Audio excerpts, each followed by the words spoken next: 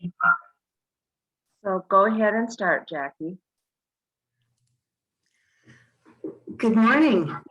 Welcome back. My name is Dr. Jackie Peterson Loomis. I'm the founding director emerita of the Portland Chinatown Museum and a professor emerita of history from Washington State University. On behalf of the Portland Chinatown Museum, I'd like to welcome you back, or if it's your first time, to welcome you to the monthly program of the Hidden History series. As the series project director, I will be your moderator today, assisted by Tracy Kwan, who is the museum board secretary and our technical advisor par excellence. We begin with the land acknowledgement. The Portland Chinatown Museum acknowledges and honors the indigenous peoples and their descendants of the Lower Columbia and Willamette River region, whose lands and the city of Portland and the museum currently occupy. These include Willamette, Tumwater, Clackamas, Cathlamet, Molalla, Multnomah, and the Wallala Chinook tribes, and the Tualatin, who today are part of the Confederated Tribes of the Grand Ronde. The Clatsop and the Chinook Nation, both of whom independently occupy lands reserved by the states of Washington and Oregon, respectively, and the many other Chinookan peoples who established communities along the Lower Columbia, whose descendants are today members of the Grand Ronde, Warm Springs, and Silet's Confederated Tribes of Oregon. This program is part of the Hidden History series, which was organized and moderated by the Portland Chinatown Museum in collaboration with Oregon museums, universities, state parks and forests, city governments, and other educational institutions across Oregon. The series trains a wide lens on the exciting multidisciplinary work currently underway to reveal and to share the findings of documentary and historical restoration research and archaeological fieldwork about the first generation of Chinese immigration to and settlement in Oregon in the 19th century, and the occupations, material culture, religious beliefs and values, and daily lives of the residents of these early Chinese communities in Oregon, a few of which survive today. Hidden Histories was made possible by a grant from Oregon Humanities, a statewide nonprofit organization, an independent affiliate of the National Endowment for the Humanities, which funds Oregon Humanities grant programs. For 50 years, Oregon Humanities has offered programs and publications that helped Oregonians connect, reflect, and learn from one another.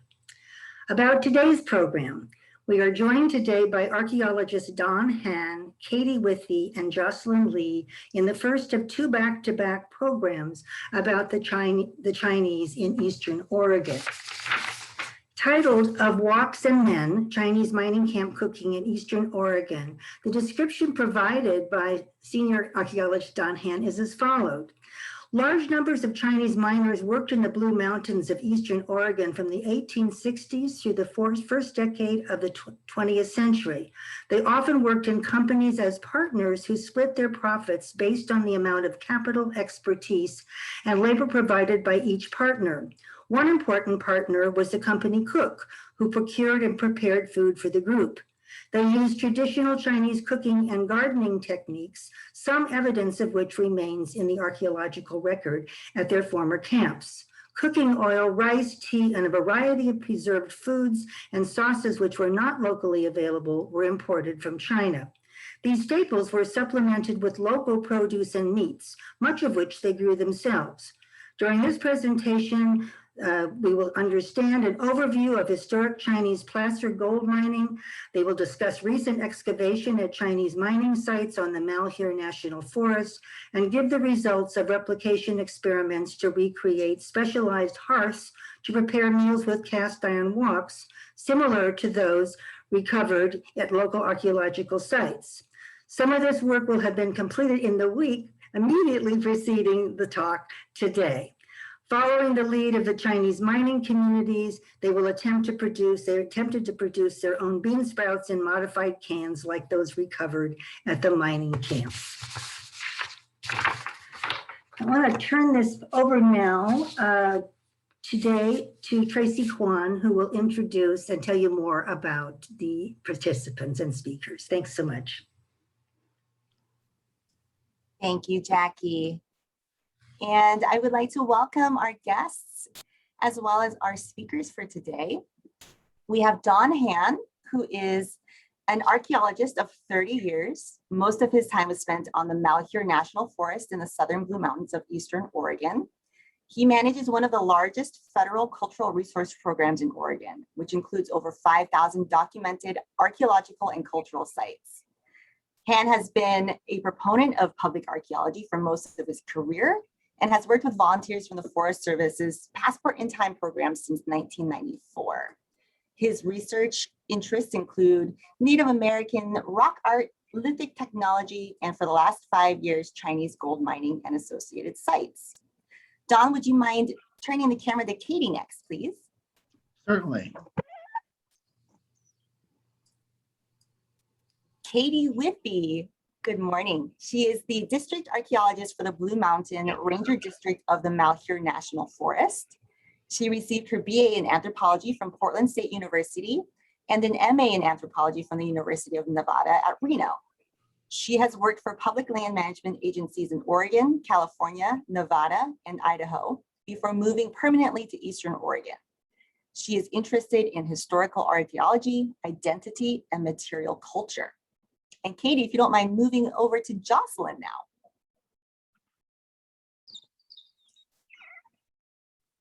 Jocelyn Lee is an incoming second-year PhD student at Stanford University, where she studies anthropology and archaeology. She recently received an MA in historical archaeology at UMass Boston in 2020, with a thesis that compared the Chinese migrant experience in 3 locations in Oregon, one of which was the Chinese mining camps in Malheur National Forest. Jocelyn is a first-generation Chinese American. She speaks Mandarin fluently, and she can read both simplified and traditional Chinese. She will continue her dissertation research on the Chinese in Oregon. And with that, I'd like to hand this presentation over to our speakers. I will make mention to our attendees, please do use the chat function for your comments.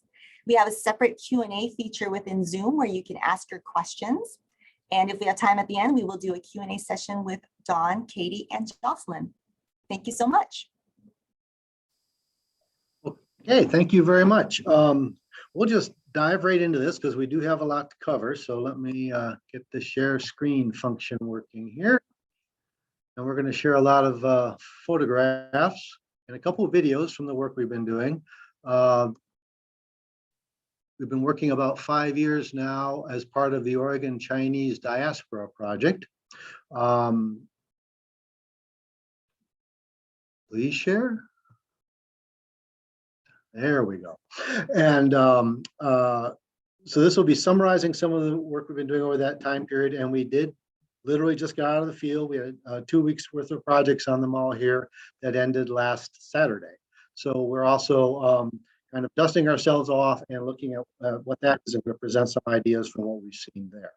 So I'm going to start with a little bit of an overview of the folks from the Chinese diaspora that were in this area, and with a focus on mining and mining technology, because the very first Chinese people to come into this area of the state came in as gold miners in the 1860s.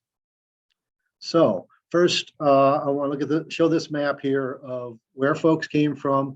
Almost everyone from China came from Guangdong province, and within Guangdong, actually from just a couple, I look at them as counties, a handful of counties in Guangdong province. So for many years, they came from this very centralized location in China. And with the discovery of gold in California in 1848-49, within a matter of a year or two, large numbers of Chinese were coming into San Francisco, and then following the gold rush all over the Western United States. And then around the 1860s, so the same time people were reaching the John Day area, they were also going to Australia and New Zealand.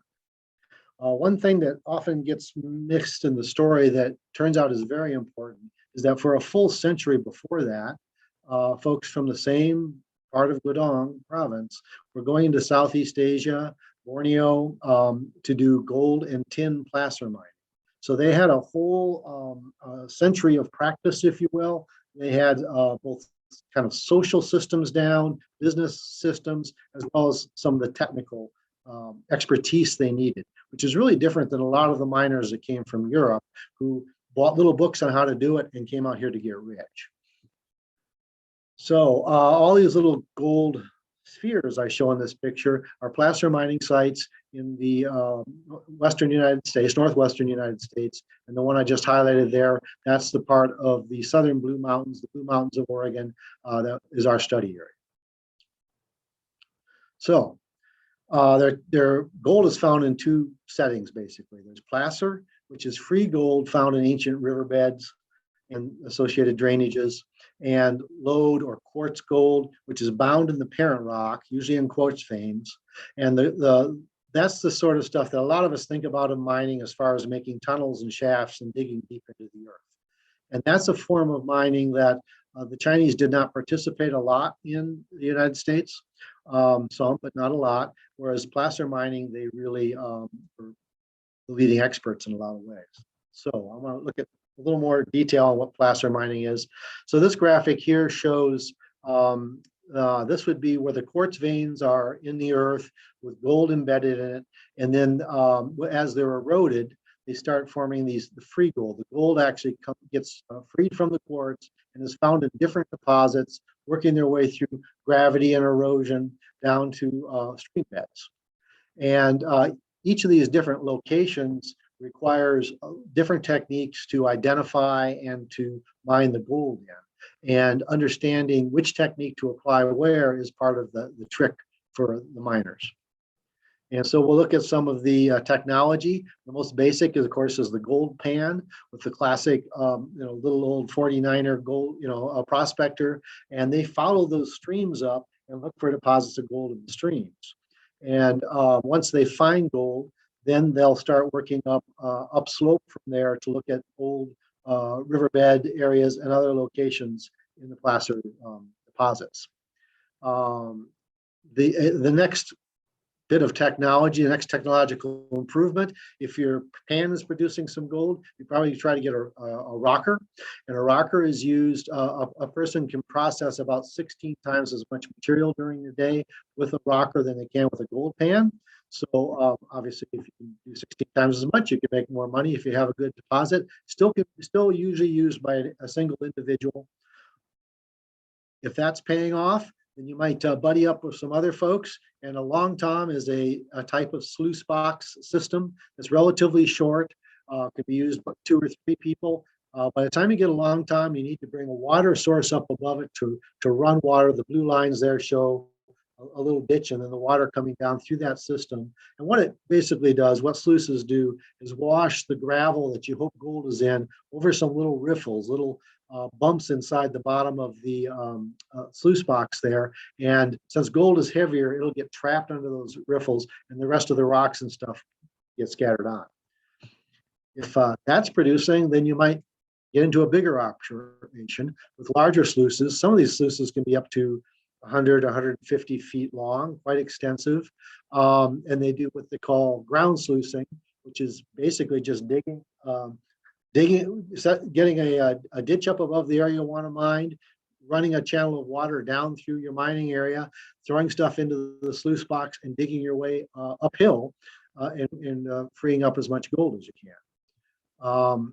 Out in our area, majority of the mining that we found that the Chinese mining companies are doing is that sort of ground sluicing, although they also use some of these later projects. I just love this picture. It's one of the few that really shows the Chinese in action. This is from Eastern Washington around 1890, but it shows the tailings file. So the area on the right is in the foreground is the area they've already mined through, and on the left is what they're mining on. You can literally see the shovel marks in the cut bank on the side there.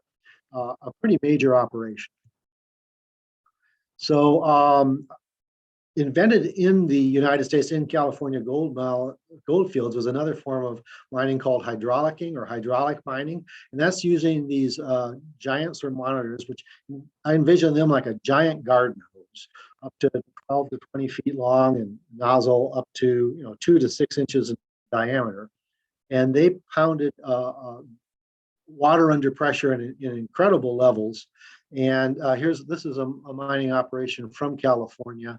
And where I put the red box in there, those are standing people, to give you an idea of the scale. So these are huge. They required a large investment. And there were Chinese mining companies that were working in rich enough locations where it was worth that investment, and they did use this process, but that was relatively less common than the ground sluice.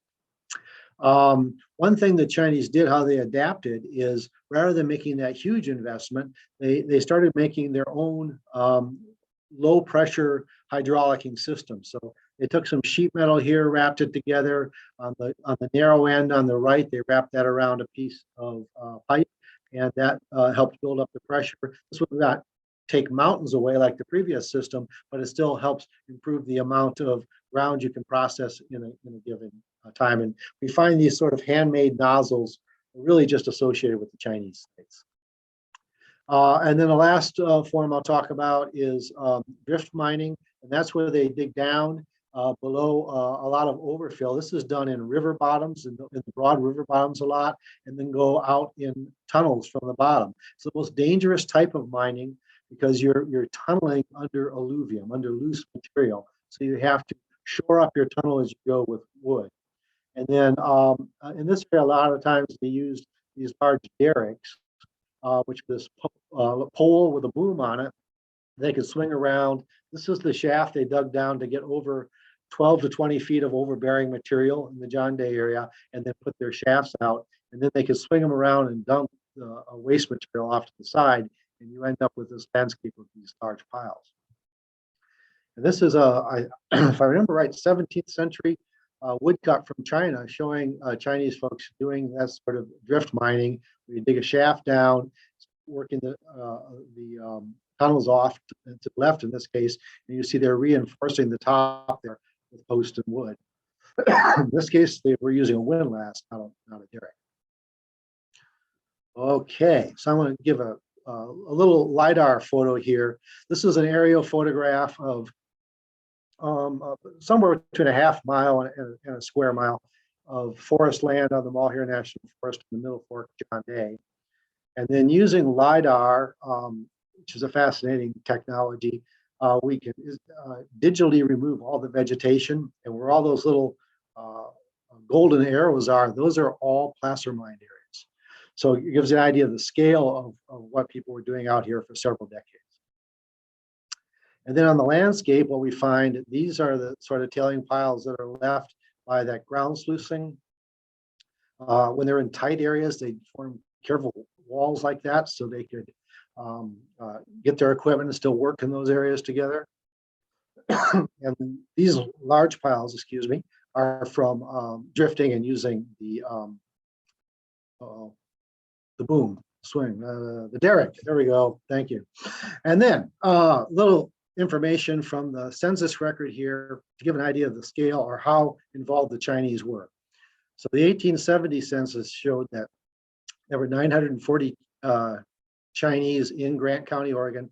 That's 42% of the total population, and they were 69% of the miners.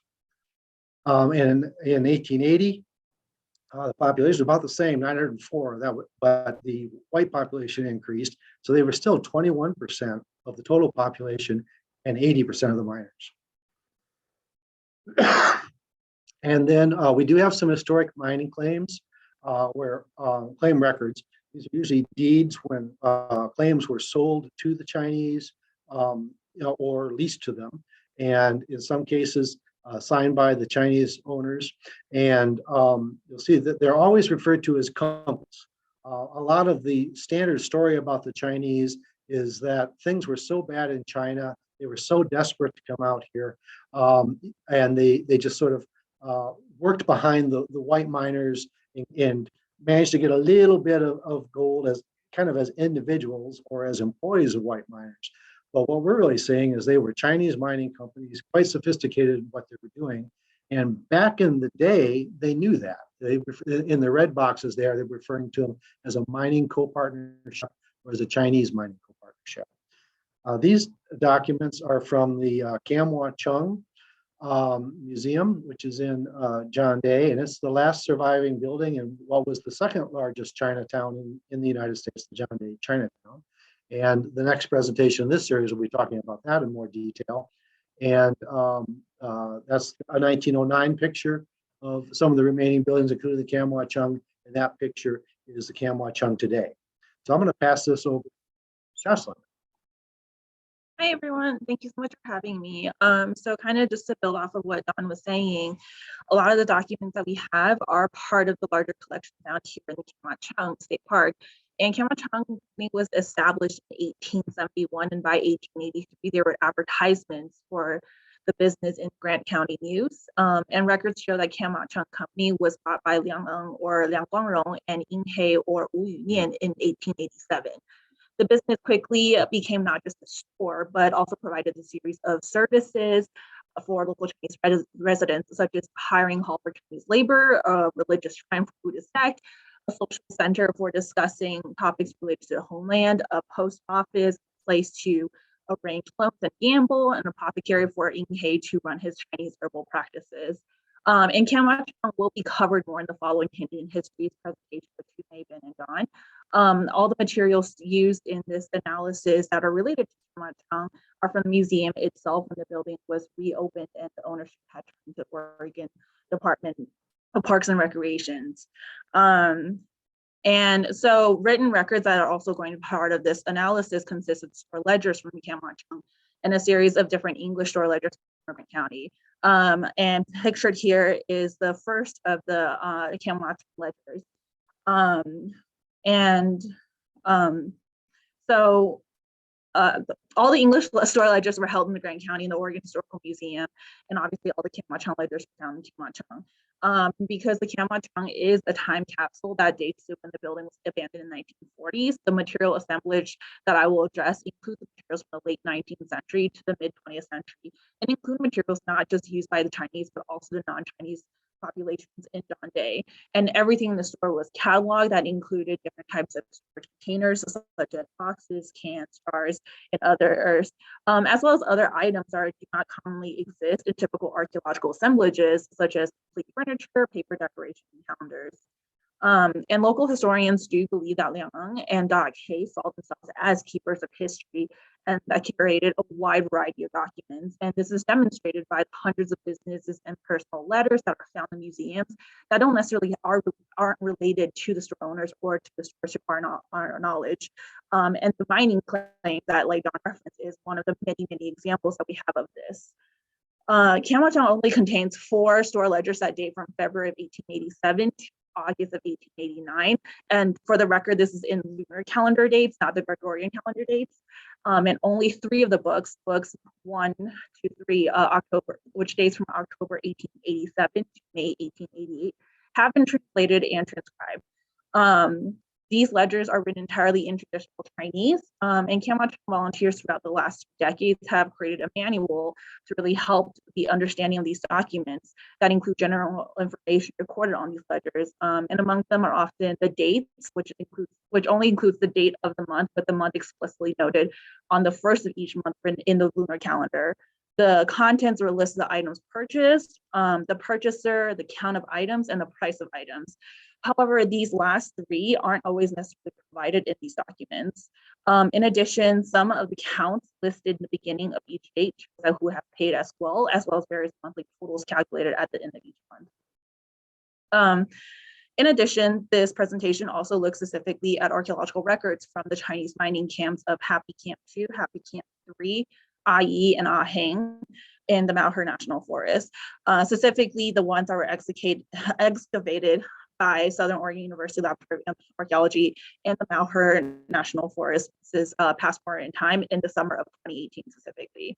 And the 2018 excavations conducted at these 4 camps primarily used site clearing surface artifacts, identification, feature mapping, metal detector surveys, text excavations of both 1 by 1 meter test units as well as 50 by 50 centimeter test units. Happy Camp 2 consists of a single rectangular structure as a shallow depression near the head of the 2 large plaster cuts associated with head races and lateral ditch, a scatter of metal cans and miscellaneous metal fragments, ceramics, glass fragments are all visible on the ground, and the structure was likely a log cabin.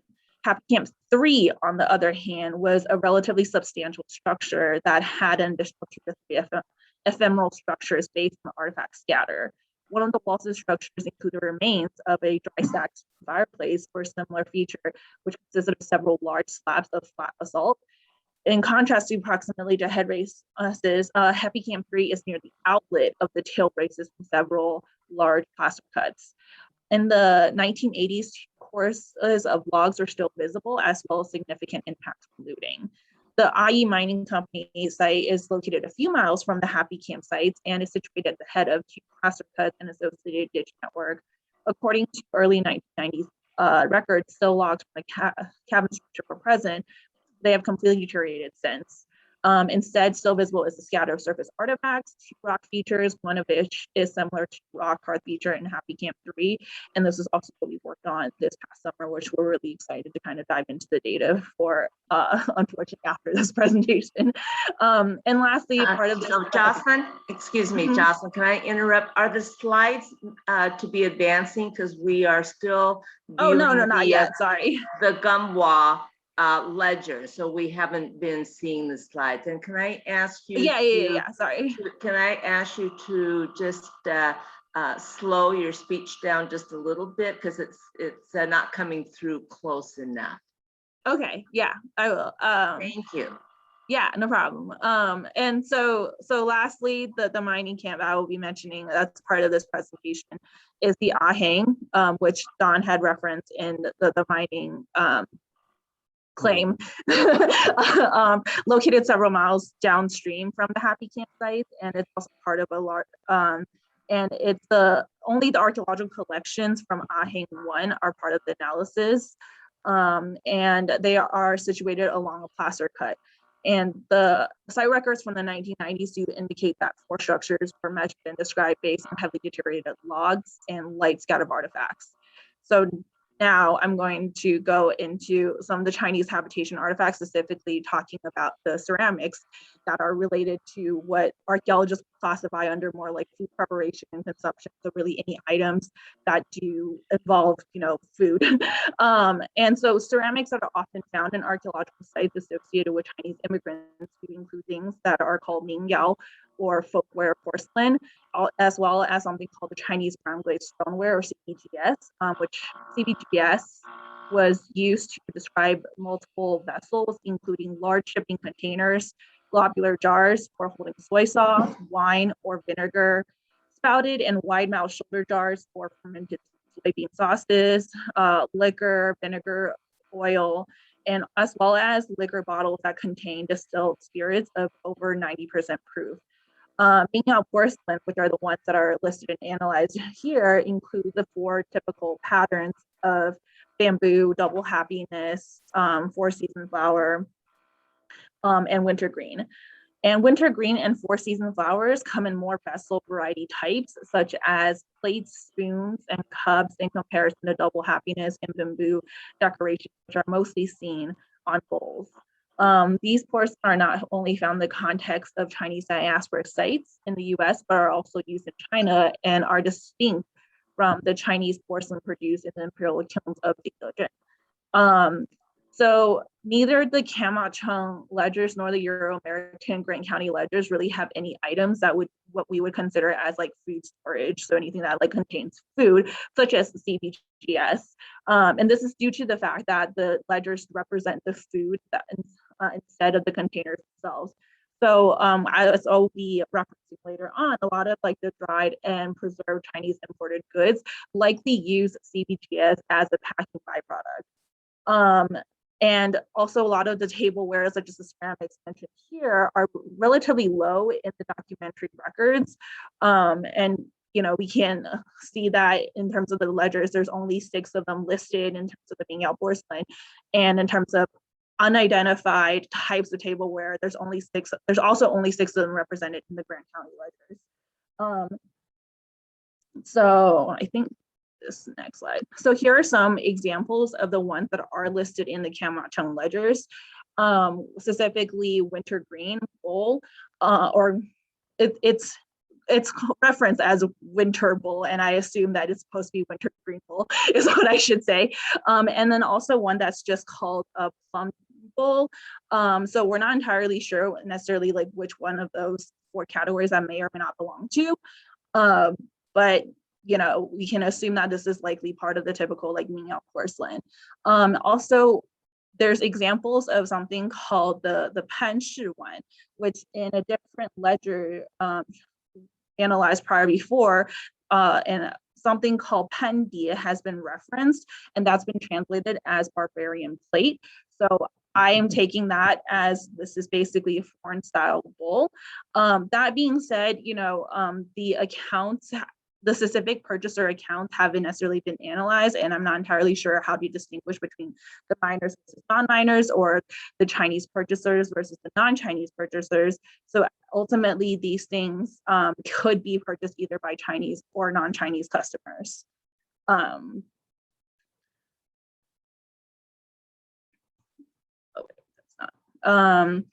And in contrast, I don't have a slide for this, but the tableware in the mining camps are usually represented, I can go back to this one, with the different Chinese manufactured wares, and they represent over 70% of it. And they include, you know, as seen here, 4 wintergreen, 1 four-season flower, and 1 bamboo, and no evidence of double happiness was found. And meanwhile, the Kamwachung material records itself had mostly non-Chinese related tableware, and very few Mingyao associated porcelain. And again, like this doesn't necessarily speak to exactly what they preferred or anything, and especially since the Kamwachung materials in itself really doesn't necessarily speak to Chinese miner preferences, but rather it speaks to a whole variety of different people that could be interacting in this space. And CBGS, or Chinese brown glaze stoneware, is basically non-existent in ledgers. So now I'm going to move on to Hann, talking specifically about the food in the Kamwachung ledgers. So food represented a really large percentage of everything that was listed in the Kamwachung ledgers, and these often include a wide range of items that such as flour, sugar, eggs, tea, fish, various types of meat, rice, seeds, condiments, and then there's some things like soy sauce, rice and salted meats, sesame oil, glutinous rice, salted plum, butter chestnut, and mooncake that are very clearly Chinese. And in comparison, anything that it's not technically quote unquote officially like Chinese, it represents 44% of all the purchased food, which represents the use of also non-traditional Chinese food in their diet. And of particular interest, and I have listed here, is the mentioning of the mooncake, which is often associated with the Mid-Autumn Festival. However, this was purchased on October 14, 1887. And again, this is in the lunar calendar. So this actually doesn't correspond with the actual holiday of what you would often consume mooncake on. So I thought this was really interesting. And it could also just be that, you know, these aren't necessarily things that, I mean, at Chinese bakeries these days, you can also find mooncakes year round. So this could just be also one of the items that you could find year round. And in addition, aside from salted fish, there's also different specifics. There's only one other specific type of fish that is mentioned in the ledgers that is referenced as Changyu, and I believe that's a reference to Changyu, which is a name that's commonly referred to as a lime pomfret, which is another often consumed fish by Chinese communities at present.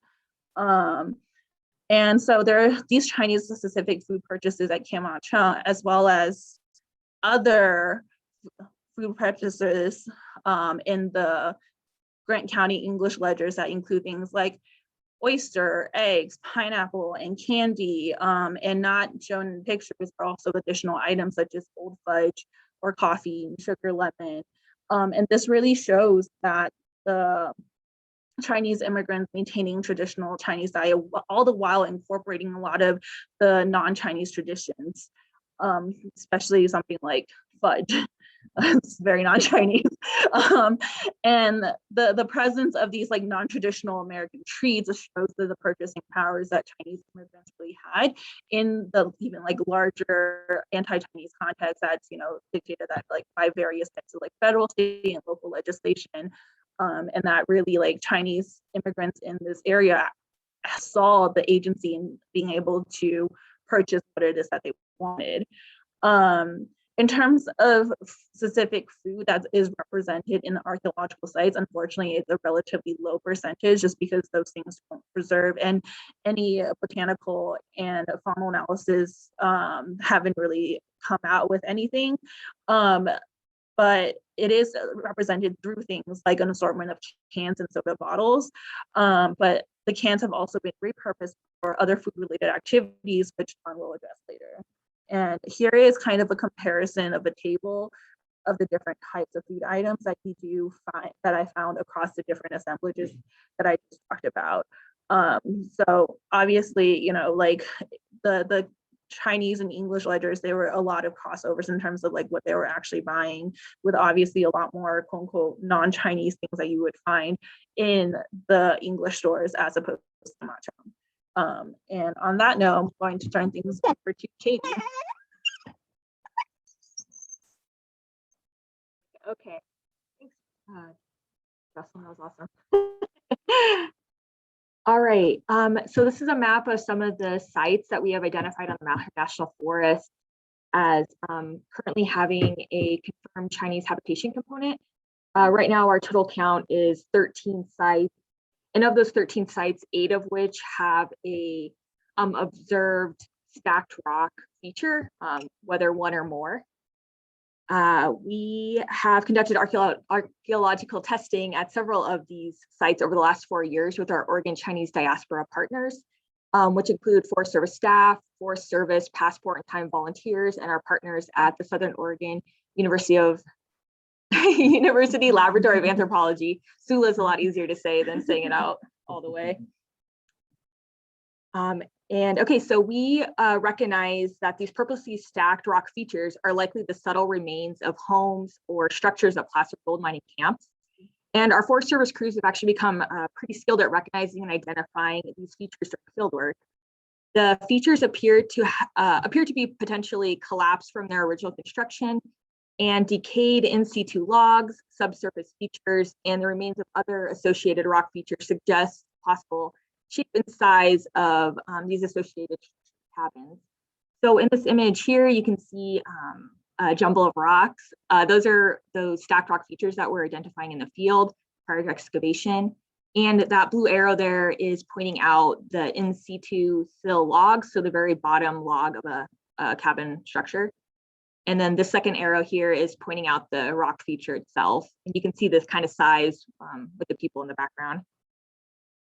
Several archaeological sites on the Malheur National Forest share a pattern of similarly, whatever, stacked rock features. The stacked rock features are generally U-shaped with potential subsurface construction. And subsurface in this example means the stacked rock feature is located partially above and some of it below the ground surface, probably to accommodate a cooking feature like a stove or an oven. Generally, these features are stacked higher in the center with wings that decrease in size, and several appear constructed around horizontal, purposely placed flat rocks located in the center of the feature. Rocks were likely stacked to create a place for a stove or to create a firebox for cooking and heating. And this image here is a photo of that partially, what we assume reconstructed feature at Happy Camp 3, which Jocelyn talked about more in depth earlier. These image here are close-up of the excavation of that rock stack feature at Happy Camp 3. In this one, you can see those purposely placed rocks that we are observing at several other stacked rock feature sites on the Malheur National Forest. And then here are some of the materials that were observed during excavation. the possible remains of a sheep species mandible, and then a shovel head. The size of several of these stacked rock features suggests that cooking and meal preparation might have been a primary function of the feature. Research from other similar sites across the Western United States suggests that the size and construction might be related to cooking techniques like frying and steaming. Additionally, wok fragments have been recovered from several sites on the Malheur National Forest, suggesting an additional relationship between the stacked rock features and food preparation. The wok fragments suggest traditional Chinese cooking methods were likely performed at these sites. This is an image from just last week, actually, at one of our sites on the forest called Withee. And you can see in the foreground there that stacked rock feature prior to excavation. We are currently working on another theory or interpretation of these features that suggests that the stoves might have been associated with an outdoor kitchen, similar to features observed archaeologically at the Jacksonville Chinese Quarter site in Southern Oregon, and in modern and historical examples of outdoor wok stoves from Southern China. The last image, we suspect that feature was actually included in the interior of the cabin, or potentially the structural feature of the cabin. And at this site at Withee, we're thinking that this rock hearth feature might have actually been outside of the cabin structure itself, which in this photo, post-excavation, horizontal excavation, you can kind of see a little bit more clearly the stacked rock feature itself kind of in the foreground, and then the rock foundation with this blue image kind of outlining where we think the cabin foundation may have been.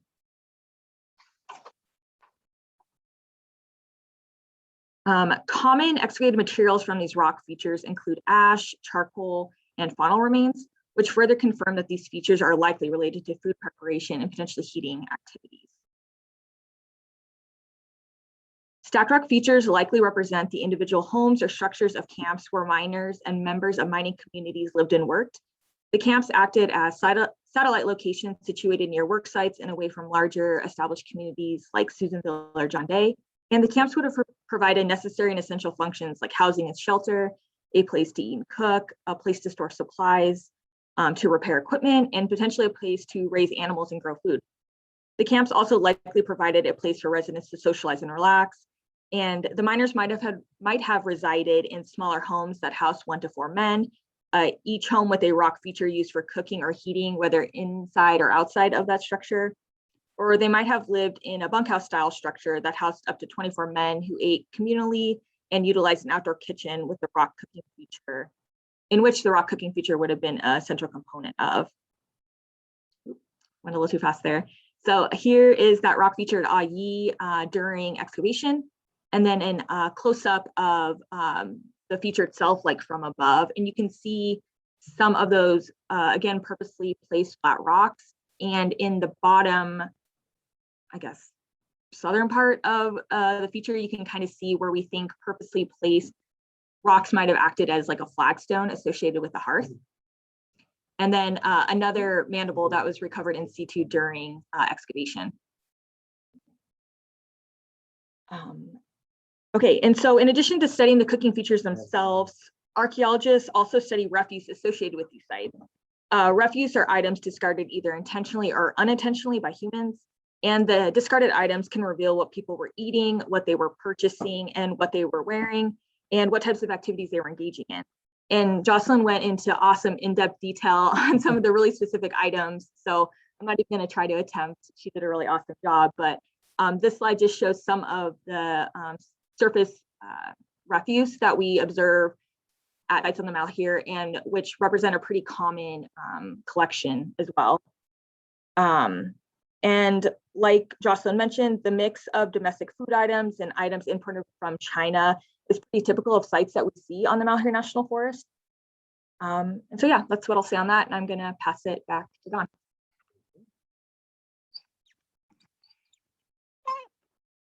Katie?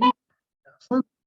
So now we're going to get into a little bit of the replication work we did over the last couple weeks with our passport and time volunteers. So, whoops.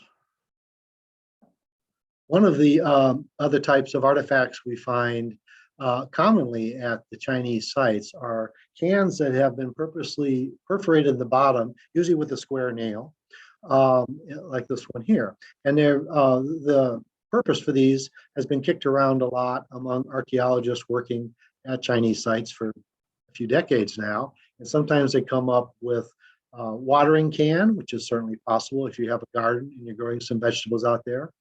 Some folks think they may have been used with the rocker, that type of a mining apparatus I showed you at the beginning. That was what the one individual could go, that produced 16 times much more volume could be processed. So rather than just dumping all your water in it, because you have to go to the creek and bring it back, you might spread the water with that. And then a third possibility that's been brought up is growing bean sprouts. And of those three options, well, it could have been used for all three things at different times, but I'm particularly got intrigued by bean sprouting. So I started looking into that a little bit more. And so based on some information I got on a thorough study of the web, internet, I found some processes people did. I couldn't find anything specific to using cans, but certainly using plastic containers with little holes punched at the bottom, some similar things. So we went ahead and brought out modern cans. I live in a very old house in Canyon City, Oregon. So I have square nails around my yard. I find on a regular basis. So I pulled those out. We punched holes in the bottom. And we used mung beans, which were written up as being very productive. I tried a couple other beans earlier. They did not work nearly as well. So you see on the right there, I have the I guess 11 cans, 6, 7, 8, 9, 11 cans of beans we started. You see how we don't put a lot of beans in each can, and then we dumped them in the creek, or actually we brought a pail of water up and dumped them in there. And twice a day we dipped them in the water and drained them. So the volunteers out at our campsite were doing this. They really got into it, which was admirable of them. And after just 4 days, we produced a lot of bean sprouts. So you can see the picture here, and they literally fill up those little cans, starting from well less than a quarter of the can, probably an eighth of a can worth of beans. They push up towards the top. We do stick the little rocks on there because we read that if as the beans are growing, if they have something to push against, like they're pushing up through the soil, they get more robust, larger, and straighter. And that did seem to work. And the pile on the right there is about half of the cans emptied. So we produced a lot of bean sprouts in 4 days. So why do that? Well, it's just the volume of fresh, nutritious food you can get from dried beans. Dried beans, of course, preserved. They can be imported from China. They're lightweight, and you can get all these fresh greens pretty much year round by growing them that way in only 4 days. And this couple quotes here I have from Charles Shirley Walgamot, who was as a teenager from the Midwest, came out to Idaho to the gold fields in the 1870s, early 1870s. And so he's describing here, so this is his recollections years later in the 1930s. He said, one day at the store, some of us white men were talking about our great desire for something green to eat. It was along about the 1st of March. While our system craved some green stuff, there was nothing obtainable. There was a Chinese man who overheard them, and he bought some beans at the store they were in and said that in a few days he would invite them back to his house and they would have good greens and bacon. And as promised, a few days later, he invited me to dinner, and I must say I ate those sprouted beans with a great deal of relish. So that just reminded me of the fact that when you don't have fresh produce, we're so spoiled on that now. We just go to the store and we get fresh produce. But when you're living in a place and you're producing, unless you're living in the tropics where you can get it year round, our bodies literally start craving the nutrients and stuff in those fresh greens. So I think that's why sprouts. So cast iron woks. Picture on the left there, I'm holding a small fragment of one of the woks we found. And when we find usually we find the broken ones, presumably anyone that was complete, they took with them when they left the site.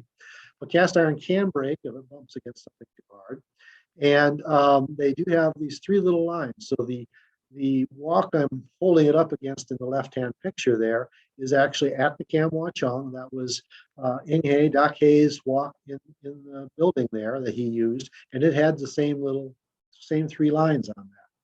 So I've cooked with a wok. We got one, my wife and I, as a wedding present many years ago, and so I've cooked with a wok a long time. But like most woks, that was steel, pressed steel wok. And I assumed cast iron woks would have been something just in the past, and I was wrong. So I started doing an internet search once we found these fragments for Chinese cast iron wok. And what pops up at Amazon.com, and sure enough, they're still being manufactured in China and available, 14-inch off, $35. So crazy. And they have the same three lines engraved on the outside. So one of these days, I would love to get to China and track down the manufacturer of those woks and see what history is related there.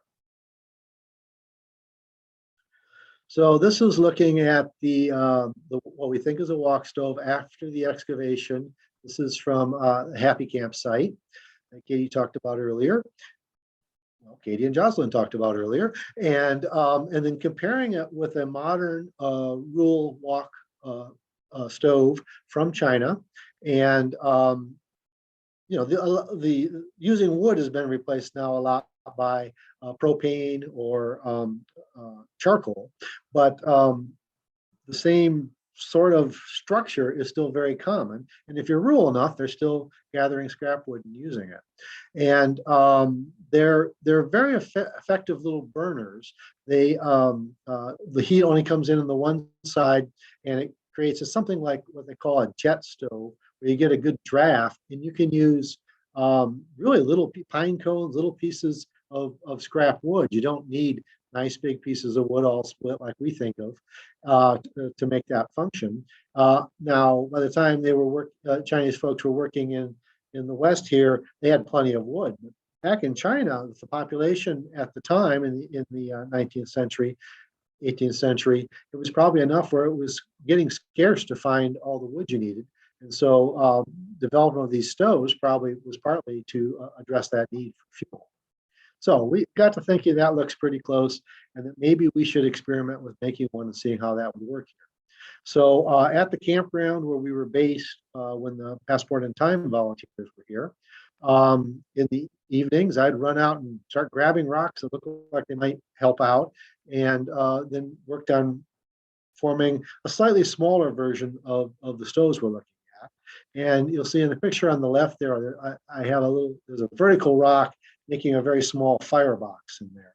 And we have found that those in situ in 2 of the 5, I think, wok stoves that have been excavated. 4 on the mall here, and 1 just this year also at the Buck Mountain Tunnel down in southwestern Oregon that Southern Oregon University Laboratory of Anthropology, SULA, excavated. And so we're starting to see a pattern with that layout. You can see the wood I have just gathered from around the campsite there, again, in small pieces, because it should work with that. So we're going to give this a whirl. And so this is a little video. So this was to our knowledge, the first wok stove that would have been fired up in Eastern Oregon for around 100 years. And one of our volunteers who came all the way from New York to work with us was Peter Lau.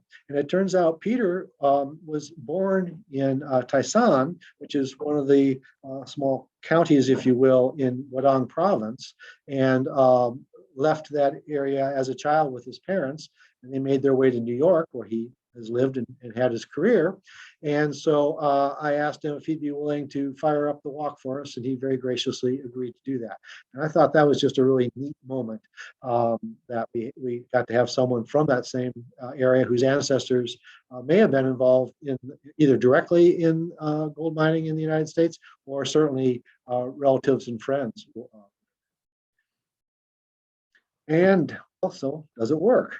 Worked really well, actually. And since the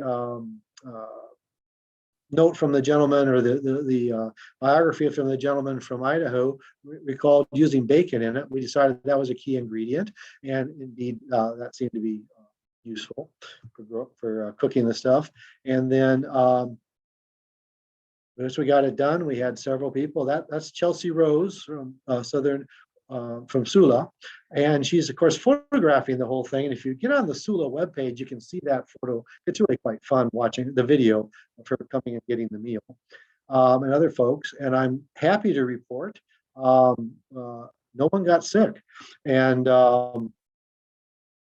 I don't know if it was a great meal, but it was a perfectly palatable meal after making people work in the heat for a week. So I guess just in summation now, the classic story you hear both in popular histories and in academic histories about the Chinese miners in Eastern Oregon, and indeed most of the West, is that they were desperate folks driven from China by the really harsh conditions back in their homeland at the time. And it is true, there was famine, there was warfare, things were tough in China.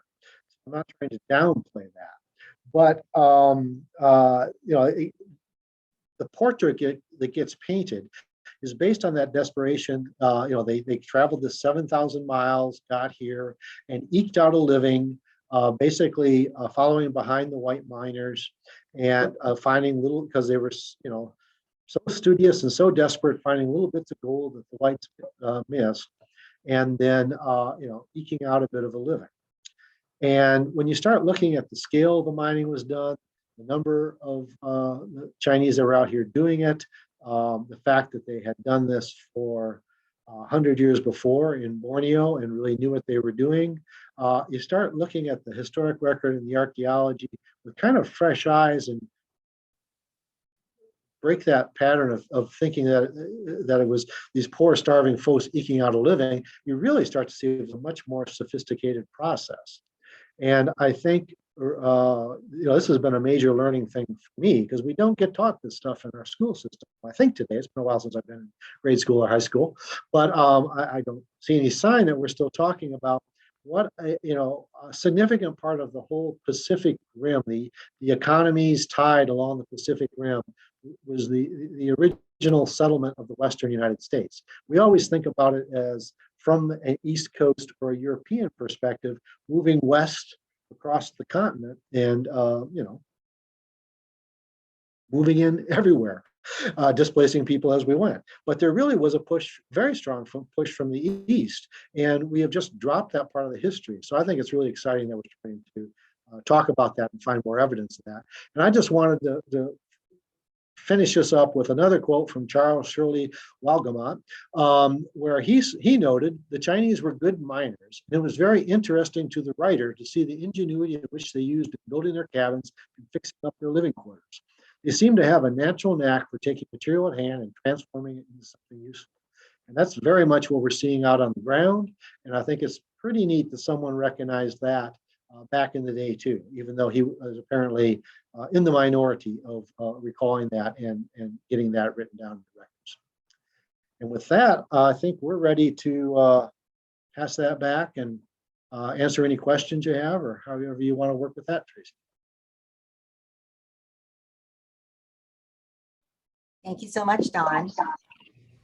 Actually, Jackie would like to pop on and ask you all some questions. And I would also request, if you're in our guests, please do use the Q&A to ask your questions, and we will get to them after Jackie.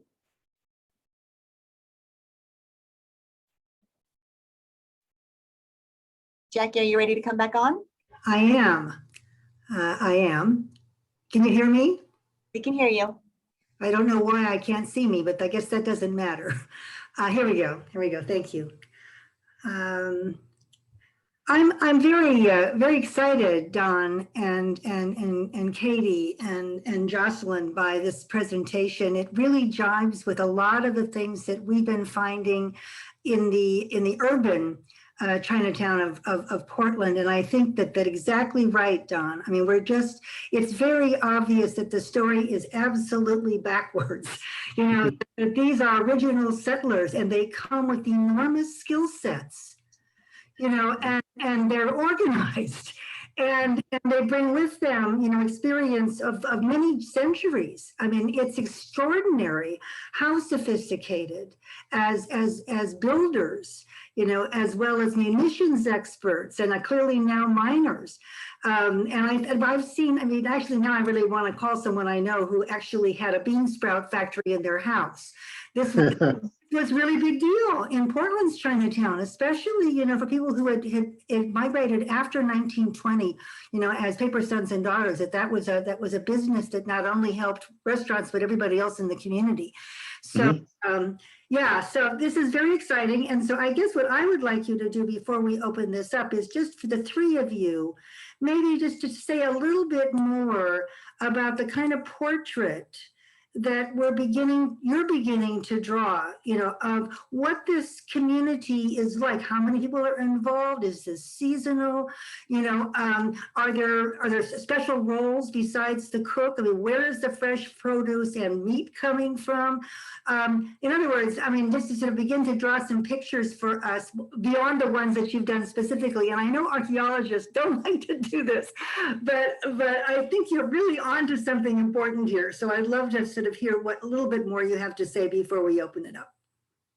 Okay, sure, we can do that. I think I can start.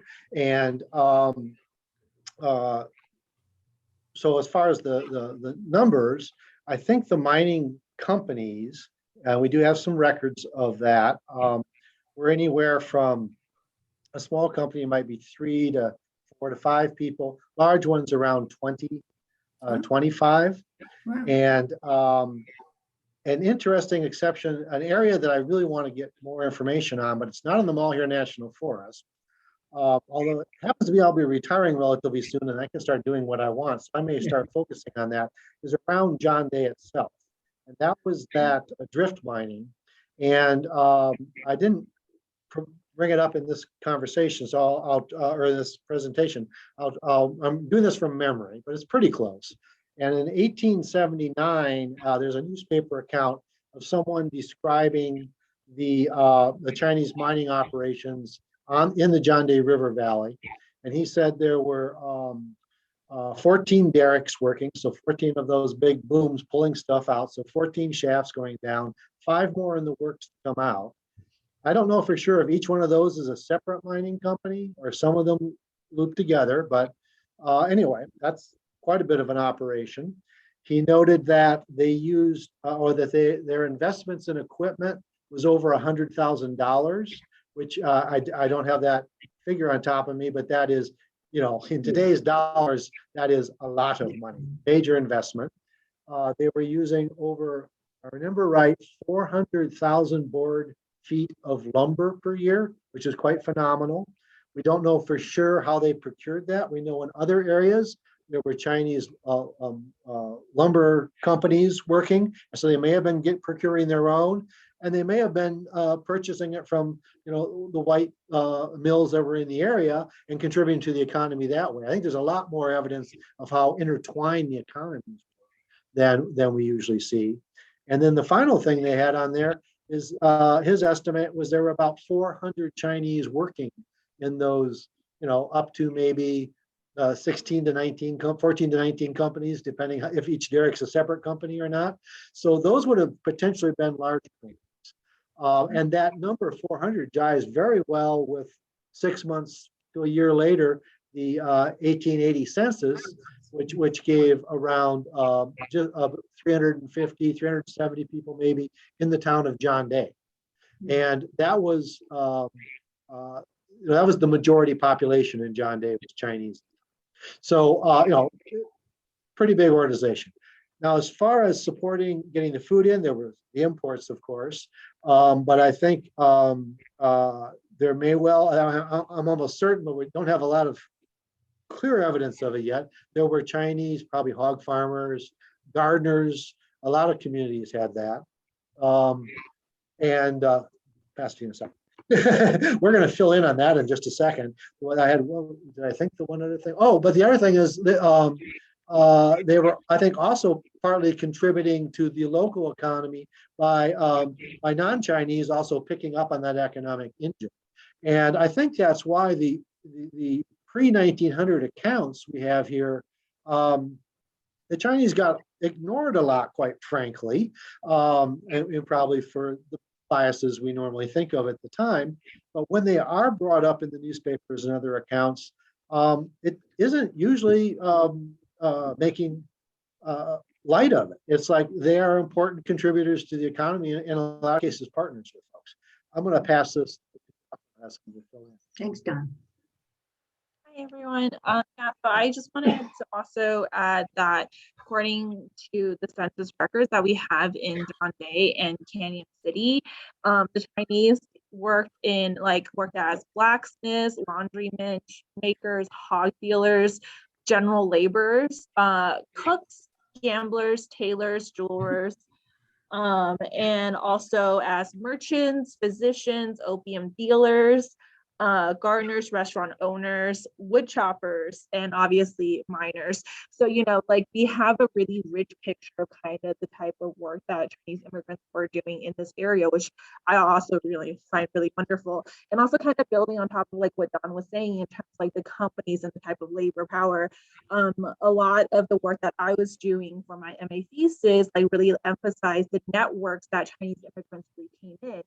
And, for those of us who are really familiar with this type of Chinese American history, that like part of the reason why like Chinese immigrants are so successful in coming to the US was because of all these pre-established networks, such as through like the 6 companies in Chinese called CCBA, and a lot of the many other types of associations found.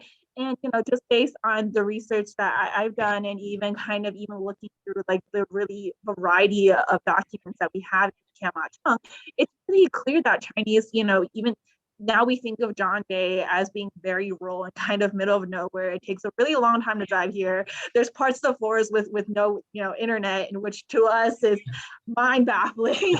But like really like back in the day, like they were all really connected. And I think, I think John Day was like one of the biggest Chinatowns in Oregon. And so I think it's really important to keep all that in mind in terms of really like how well connected all the Chinese immigrants were within the larger Chinese community. But also like, if we look at a lot of the pictures from Kamwachung, we also see pictures of Chinese people with non-Chinese people. And really, we like to think of that racial divide as very intense. But at the end of the day, I think, they're like, everyone, like they were part of the community, and regardless of nationalities and race, like that was very much acknowledged in this community, despite, there's always going to be like the passive aggressive racial discrimination and stuff like that. But the Chinese immigrants here absolutely belonged here and absolutely asserted their agency of being in this rural area. I don't know if anyone else has to add to that, but I'm going to pass this back to Ryan.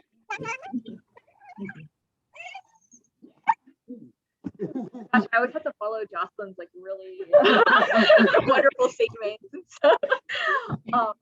Yeah, but the one thing I was thinking about when you asked that question, not necessarily related to individuals, but to the individual companies. Sorry, you're doing this sign that you can't hear me, so I'll speak up a little louder. Like I was saying, not necessarily related to individuals, but individual mining companies.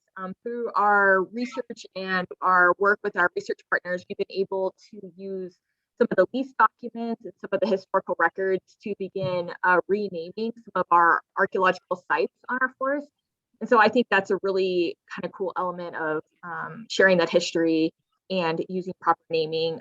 For example, one of the sites for 30 years of its federal management history was known as the Big Creek mining claim. And we were able to rename that site using the historical lease agreements to the Hann Plaster Mining Company archaeological site. So, and then we have, of the 13 sites in our forest, we've been able to pretty much rename a majority of them, I would say, and we're still working towards finding more information related to that. So that's all I had to say.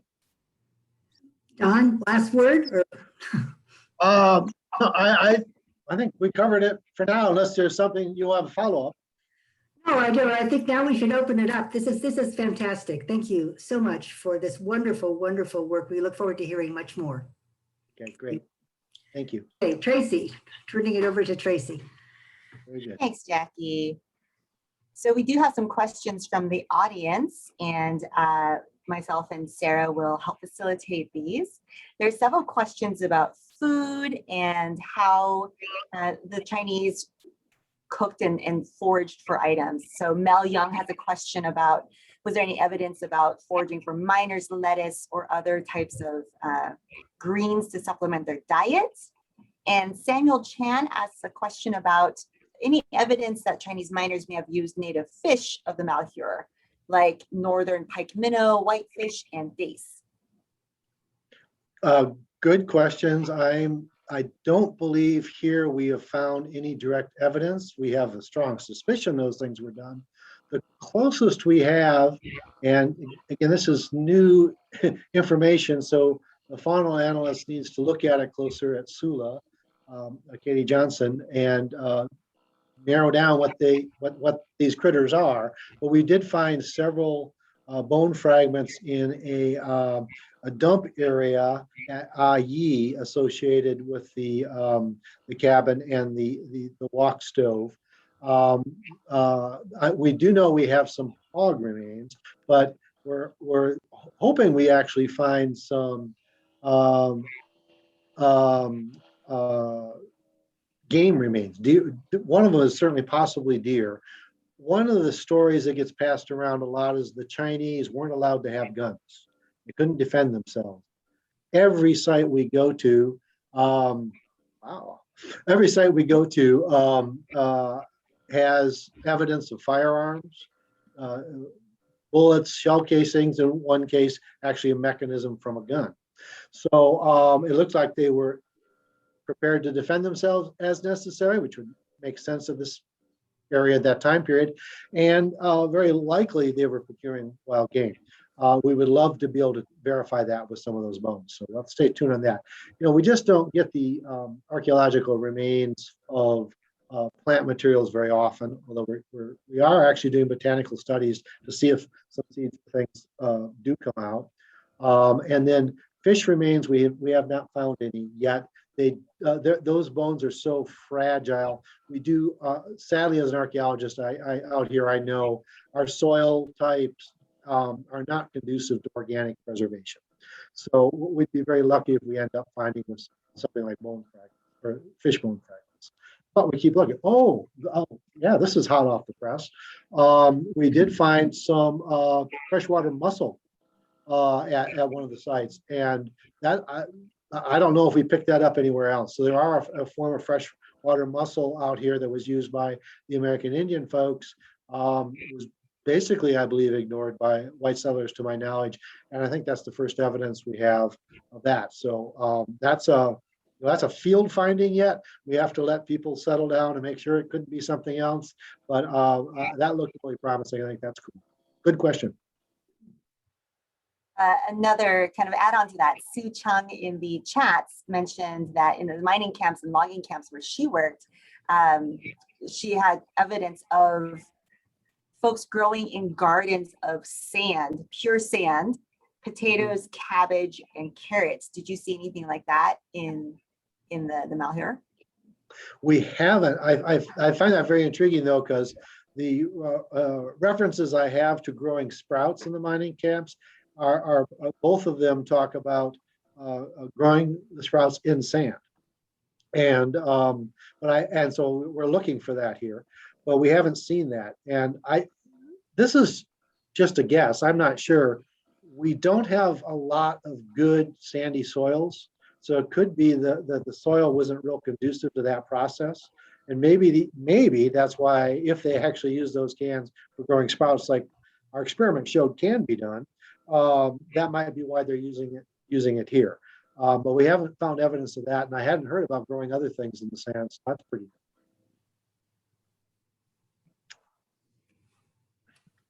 good. So from Richard Lewis is a question in a different direction. Was there any evidence of religious worship in the work locations and or the dwellings that you were working on? Not yet. Yeah, we have not found anything that I would say directly ties to that. You know, that could be subtle enough that we're missing something. Yeah, most of the personal artifacts have been clothing. And then we did find, again, hot off the press, some of the little ball-shaped Chinese buttons, which were really neat this year. We haven't found a lot of those in the past, so that was a fun addition to the artifact range. I think we have more hope on that and the work that's being done and going to be talked about at the next Hidden Histories talk in John Day Chinatown itself. Certainly, I mean, both the Kamwachung has components of that. One of the buildings that survived late but is not there anymore did seem to be a temple social building, and it had a temple component. Some of that stuff was apparently moved from there into the Kamwachung, stored up in upstairs when that building was abandoned. So there's hope that some of that could come up in further excavations in that area. Nothing so far. I've been intrigued by that, like for the water systems, you know, and the reservoirs, would they have some sort of you know, small altar or something set up to you know, try to make sure that works in some way. I haven't seen it. And from Raymond Sid, he is asking, were there any evidence found of Chinese miner burial sites in the area for those who had perished?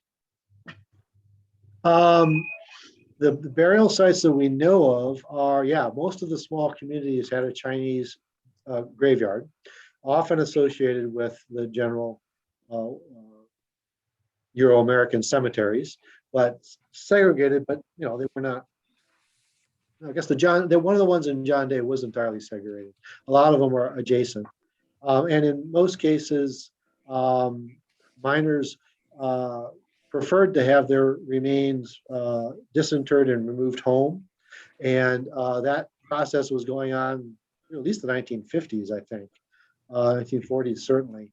And most of the bodies were disinterred. I think there's some question that some may have not, and maybe ended up you know, so some looking at where those cemeteries are to make sure there are not remains there. But there was a pretty sophisticated remains sent back home to the family lands to be buried with their ancestors. Just a side note on that is a metalsmith up in Baker City was quite renowned for making these containers to send the bones back home. And so people would have been buried, and then 10 plus years later, companies came from China, folks came from China to disinter the bodies, and then they put them in these specially built containers to hold all the bones to ship them back home. And one of the guys was a white metalsmith from Baker City who got an fascinating gig to make these containers to ship folks home. Yes, and at the Portland Chinatown Museum, we do have on display these bone boxes that were shipped cool. back to the coffin house, basically the funeral home in Hong Kong, and then into China. So yes. Oh, very neat. Yeah. Samuel Chen is asking whether there are any local Chinese written records of the challenges, written about the challenges of living in the Malheur area. Similarly, Chinese written records of perceived discrimination as immigrants, or did the cultures value each other's roles? And did the Chinese interact with any of the Native American Indian populations? I'm going to pass this to Jocelyn, at least to start with.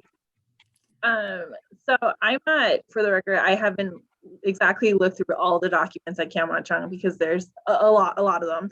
But kind of based on some of the early translation works by Charlie and Chen, I believe She has translated some letters where, you know, in the context of asking for more money or asking for money returned back to them, some of them do reference kind of like the harsh living conditions that are not necessarily specific to the Malheur Forest, but just in terms of like general correspondences. And I do recall a couple of them specifically mentioning, I think, hate crime related stuff of like things being burned down or being chased out, and so that's why they need the money, or like, or you know, because of certain discriminatory practices that they actually need the money to go back home. And again, this type of like asking for money comes from both like, oh, like I lent you money, so now I need that money back, but as well as please support me in this really hard times. And sometimes they're also asking this like on behalf of family members as well. But I'm sure there's more of that evidence in the Kamwachung letters, as well as like many other documents that exist out there. I just don't know. I can't think of anything specific to the Malheur National Forest. I don't know if. Yeah. I'll just mention briefly in regard to the interaction with the American Indian population out here. There certainly was some degree of interaction, some intermarriage. For a number of reasons, it's difficult to get information on that, although I think that is some of the taboo nature of that among the tribes is starting to loosen up, and folks are a little more willing to discuss the complexity of their ancestral makeup, if you will. Because of this, the reservation system that the U.S. imposed on the tribes, they have to track very carefully the percentage of American Indian blood they have to show that they're qualified to be members of a reservation and a tribal organization. And so when you had groups that were not parts of the tribe, that were part of your ancestry, I think that got downplayed. There certainly are stories within the families that stayed there, but there was a reluctance to talk about that. And I have noticed there's a lot of interest among a couple of the local tribes here in what we're doing. We've had visitations by folks from the tribes, and I think there's some recognition that there's a shared history for the last 100 plus years out here that I'm hoping will be opened up. That's an awkward thing for an outsider to jump in and try to stimulate, but I think as we talk about the broader contribution to the Chinese, and then some of that shared challenges, I guess, of what would have been, minority groups within the country at that time, at least those later times, comparing notes and then ending up with relationships and getting intermarried and all that. I think it's going to be it's an interesting part of the history. I think in general, we don't talk enough about the interaction between all the different ethnicities that were involved in the formation of the modern state of Oregon and modern United States, the modern world for that matter. And it tends to get chunked into different things. I'm kind of fascinated. Okay, now I know that 80% of the miners were Chinese. Who's the other 20%? And what was that interaction? Just kind of flipped the whole thing on its head. And I think we want to get back to that. We've been really focusing here on the Malheur on the Chinese component because it had been, I wouldn't quite say ignored, but there was very little understanding of it and how complex it was and all that. So I think we needed to help reset that a bit. But the more fascinating thing is how these individuals all work together and navigate that. And I think there was a lot more positive interaction between individuals than ever gets portrayed in the newspaper accounts at the time and all that kind of stuff. So it's going to be interesting to see if we can start finding more family histories here, back in China.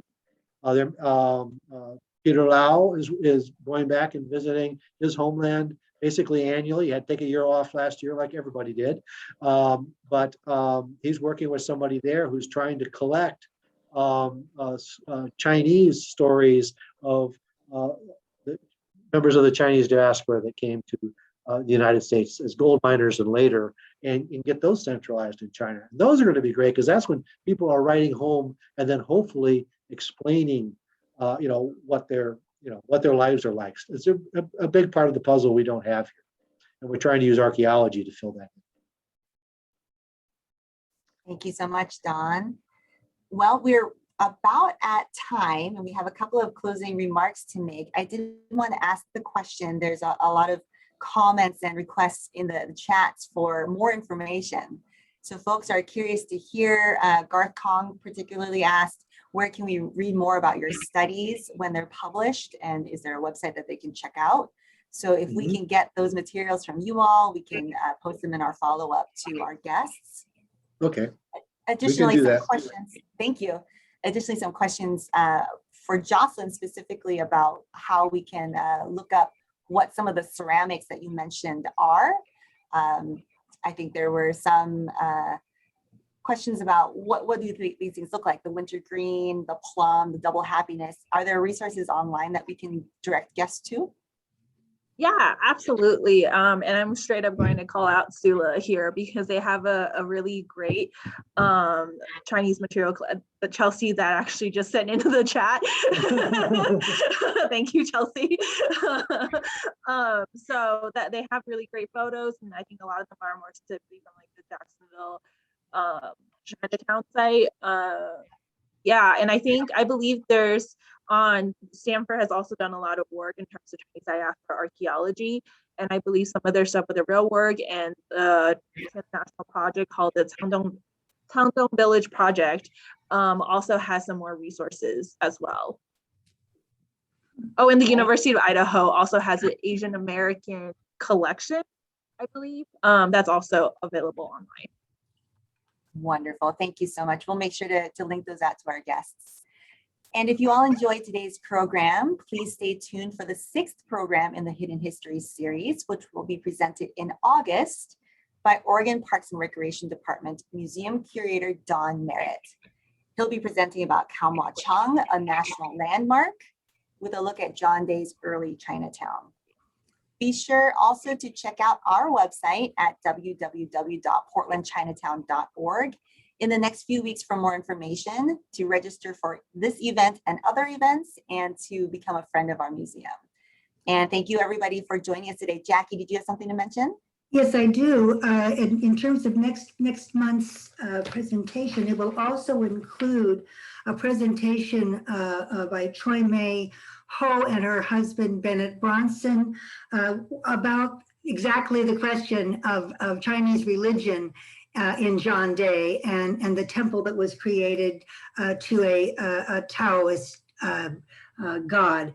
The other thing is that I wanted for everybody to know, and especially Jocelyn, that we have a very important documentary collection at the museum called the John Wok Collection. John Wok Company was the Gold Mountain firm basically for the state of Oregon from 1903 into the 1940s. And we have basically a collection of the letters that were returned and not picked up to people who had sent money or had sent correspondence home to family. And so it's an incredible record of at least the Chinese side of the dialogue that was going on between, or I would include, I would assume, members of the mining community. So I would really urge you to come to the museum and take a look at this.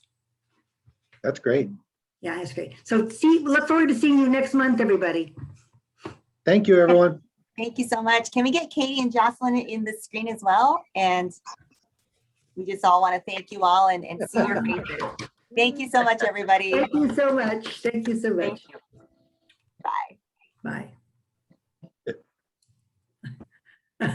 Thank you, Don. That was great. Thanks, Don. It was Okay. great. It was Yep. great. Thank you for the opportunity. It was great to present. Thank Well, you. we'll have more conversations around this, I'm sure. This is a really wonderful thing that the Diaspora Project is doing. And the historians need to catch up here.